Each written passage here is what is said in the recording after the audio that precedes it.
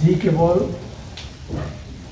জ্ঞানেৰে নহয় প্ৰজ্ঞাৰে, যি কেৱল নিজৰ বিভিন্ন প্ৰকাৰৰ তেওঁৰ যিখিনি সৃষ্টিশীল লেখক, সেই লেখাখিনিৰেই নহয়, তেওঁৰ যি মানুহৰ প্ৰতি, দেশৰ প্ৰতি, সমাজৰ প্ৰতি তেওঁ দুয়োটা দায়বদ্ধতাৰে তেওঁ যিখিনি কাম কৰি গৈছে, সেইখিনিৰ সৈতে জিলিকি থকা আটাইতকৈ সাম্প্ৰতিক কালৰ উচ্চ মানুহজনৰ জন্মদিনৰ এই আয়োজনৰ বাবে মই প্ৰথমতে উদ্যোক্তাসকলক মোৰ আন্তৰিক ধন্যবাদ কৰিছোঁ। হোমেন বৰগোহাঁই বুলি ক'লে মোৰ এজন অনন্য সাধাৰণ ব্যক্তিত্বৰ অধিকাৰী ব্যক্তি জানো। বহু সময়ত মই তেওঁক পাইছোঁ, কিন্তু তেওঁক আটাইতকৈ ওচৰৰ পৰা পাইছে নিৰ্মল চাহেৰা আৰু প্ৰণয় ফুকন এইসকল।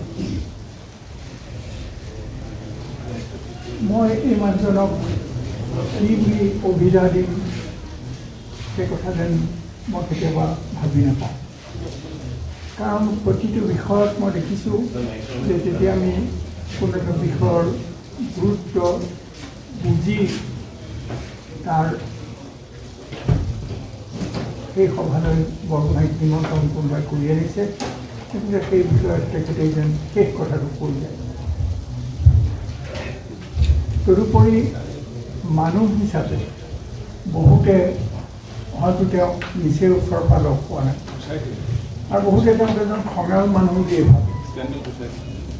তেওঁ কোনো প্ৰকাৰৰ কোনো বিসংগতি তেওঁ নিজে সহ্য নকৰে, আৰু সেইটো কেতিয়াও তাত তেওঁ উপস্থিত নহয়।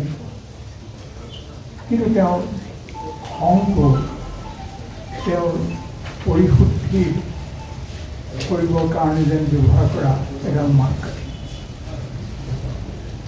অন্তৰৰ পৰা মানুহজন সঁচাকৈয়ে কোমল অন্তৰ এজন মানুহ। এই মানুহজনৰ যোগেদিয়ে অসমীয়া সাহিত্যৰ এটা নতুন বিষয়, নতুন ৰীতি আৰু তাৰ নতুন অভিব্যক্তিৰ লগত পৰিচিত। দ্বিতীয়তে সাংবাদিক হিচাপে তেওঁ যিখিনি কাম কৰিলে, সেই কামখিনিৰ গুৰুত্ব বোধ কৰোঁ ভৱিষ্যতে মানুহে নিশ্চয় সেইখিনি আকৌ এবাৰ শুনিব আৰু সেইমতে বাট বুলিবলৈ যত্ন কৰিব। যেতিয়াই কোনো এটা বিষয়ত তেখেতে কথা ক'বলৈ উঠে, মই দেখিছোঁ তাৰ প্ৰত্যেকটো দিশ খুটি নাটি মাৰি তেওঁ তাৰ মূল সাৰবত্তা তেওঁ দাঙি ধৰে, আৰু তেওঁৰ পিছত সেই বিষয়ে দ্বিতীয়জন উঠি পেলাই ক'বলৈ যেন একো নথকা হয়। এই মানুহজনৰ কথা ইতিমধ্যে ডক্টৰ প্ৰণয় ফুকনে কৈ গৈছে। যোৰহাটৰ ডিব্ৰুগড়ৰ লগত তেওঁ সম্পৰ্ক কেনেকুৱা, আৰু আমি ডিব্ৰুগড়বাসীয়ে এইটো লৈ গল্প কৰিব পাৰোঁ যে তেওঁ এই ডিব্ৰুগড়তে অসম সাহিত্য সভাৰ সভাপতিৰ আসন অলংকৃত কৰি যিটো ভৱন নতুনকৈ ডিব্ৰুগড় সাহিত্য সভাই পালে, সেই ভৱনটোৰ দুৱাৰ মুকলি কৰি দিছিল।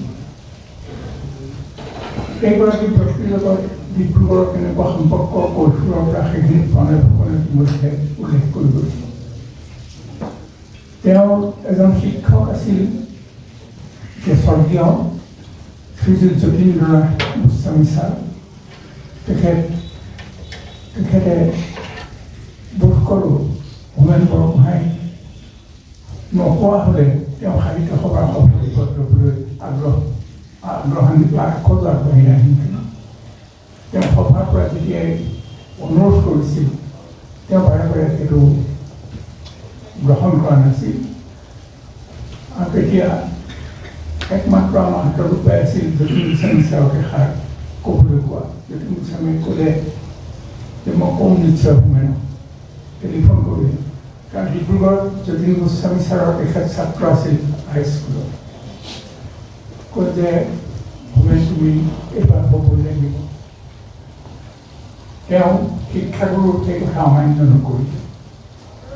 আৰু আমি জানো যে সভাপতি হোৱাৰ পিছত তেওঁ কেনেকৈ অসমীয়া বিশ্বকোষ এই ডাঙৰ যিটো তাৰ বিষয়, এই বিষয়টো হাতত লৈ কেনেকৈ তাক সফল কৰি তুলিলে।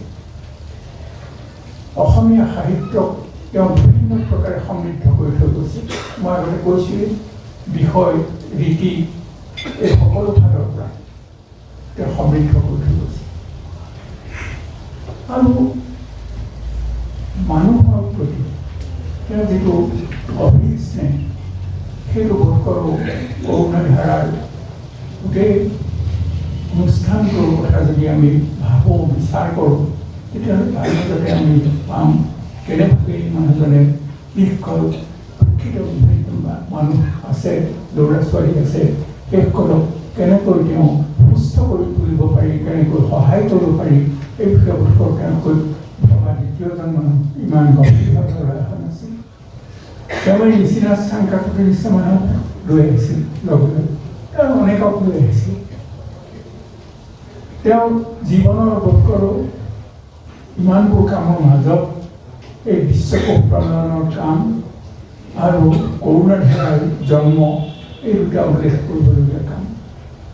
আনহাতেদি সাহিত্যত মই আগতে কৈছোঁ নতুন নীতি, নতুন বিষয়, তেওঁ অতি সবলভাৱে সাহসেৰে তেওঁ তাক দাঙি ধৰিছে। আমি হয়তো বহুতেই তেনেকুৱা সাহস দেখুৱাব নোৱাৰিলোহেঁতেন, কিন্তু হোমেন বৰগোহাঁয়ে সেই সাহস দেখুৱাই গৈছে। মই ভাবোঁ যে এই মানুহজনৰ কৃতি আৰু কৃতিত্বৰ বিষয়ে আমি যিমানে ভিতৰলৈ সোমাম, সিমানে মানুহজনক বাৰে বাৰে নতুনকৈ আৱিষ্কাৰ কৰাৰ এটা সোৱাদ লাভ কৰিম। আৰু এই অনুষ্ঠানটোৱে যিখিনি আৰম্ভ কৰিছে, এইখিনিৰ মাজেদি আমি বোধ কৰোঁ তেওঁক আকৌ দ্বিতীয়বাৰৰ কাৰণে মানুহজনক আমি পাম। এবাৰ অসুস্থ হৈ পৰি থাকোঁতে মই সেই কথা সহ্য কৰিব নোৱাৰি মই তেওঁৰ কাগজখনলৈ, তেওঁ তেতিয়া হস্পিটেলত, মই লিখিলোঁ এটা সৰু লেখা যে মূৰৰ জীও লৈ পুতৰি জীয়া। শিশুদিনৰ পৰা শংকৰদেৱে ৰচনা কৰা যে মোৰ জীওটো লৈ তুমি বাচি উঠা। তাৰ কিছুদিনৰ পিছত তেওঁ ভাল হৈ যোৱাৰ পিছত মোৰ এখন চিঠি দিছিল, মই অতি সন্তৰ্পণে থৈ দিছোঁ যে মই হৃদয়ৰ কৃতজ্ঞতা কেনেদৰে জনাব লাগিব, কি শব্দৰে সেই কথা নাজানো। এই বুলি কৈ তেওঁ যিকেইটা বাক্য লিখিছিল, সেইকেইটা বাক্য মোৰ হৃদয়ত যেন খোদিত হৈ আছে। মই ভাবোঁ যে এই মানুহজনক আমি নতুনকৈ আৱিষ্কাৰ কৰিবৰ কাৰণে যত্ন কৰিব লাগিব, নতুন চাম। তাৰ প্ৰত্যেকখন ৰচনাৰ মাজত আমি পাম। আৰু শেহৰ ফালে আমি দেখিছোঁ যে মানুহক কেনেকৈ সবল কৰিব পাৰি, সুস্থ কৰিব পাৰি, সঠিক পথেৰে আগবঢ়াই লৈ যাব পাৰি, এই বিষয়ে তেখেত অত্যন্ত সচেতন হৈ পৰিছে। আৰু জ্ঞান গম্ভীৰ ইমানবোৰ বিষয়, বিশেষকৈ পশ্চিমীয়া সাহিত্য, পশ্চিমীয়া দৰ্শন, পশ্চিমীয়া ভাৱধাৰাবোৰত তেওঁ এনেভাৱে সম্পূৰ্ণৰূপে একাত্ম হৈ পৰিছিল যে তাৰ সাৰখিনি আনি পেলাই তেওঁ বিভিন্ন সময়ত অতি চমুকৈ দাঙি ধৰিছিল, কিন্তু আমি গোটেই বস্তুখিনি সম্পূৰ্ণৰূপে সোমাই আছিল। কৈ থাকিব মন যাব। মই ভাবোঁ যে আমি তেওঁৰ স্মৃতি ৰক্ষাৰ্থে আৰু কি কৰিব পাৰোঁ সেই বিষয়ে চাব লাগে, ভাবিব লাগে। আৰু ডিব্ৰুগড়ত যদি তেখেতৰ এটা সঁচাকৈ আমি এটা প্ৰতিমূৰ্তি প্ৰতিষ্ঠা কৰিব পাৰোঁ, সেইটোও আমাক যেন উপস্থিতি আমাক সদায় সোঁৱৰাই থাকিব। এই মানুহজনক বাদ দি আধুনিক ঠিক এই সাম্প্ৰতিক কালৰ অসমীয়া সাহিত্যৰ, ভাষাৰ আৰু সমাজ জীৱনৰ বুৰঞ্জী লিখিব নোৱাৰে। মই তেওঁৰ প্ৰতি অসীম শ্ৰদ্ধা, অশেষ নমস্কাৰ জনাই মোৰ বক্তব্য সামৰণি মাৰিছোঁ।